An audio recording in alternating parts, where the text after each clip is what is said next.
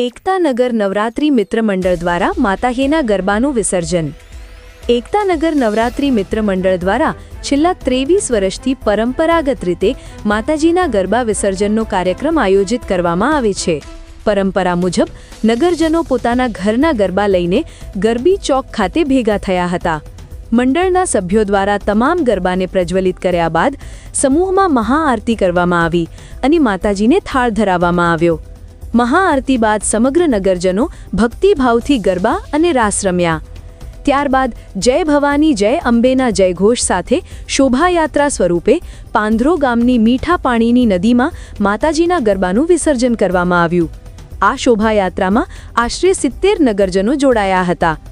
વિસર્જન બાદ નદીમાંથી લાવવામાં આવેલ પવિત્ર પાણીનો છંટકાવ ગરબી ચોક તેમજ સ્થાપનાની જગ્યાએ કરવામાં આવ્યો। કાર્યક્રમ દરમિયાન આગેવાનો, કાર્યકરો, સફાઈ કામદાર ભાઈઓ, પીજીવીસીએલ સ્ટાફ તેમજ પત્રકાર મિત્રોનું સન્માન કરવામાં આવ્યું।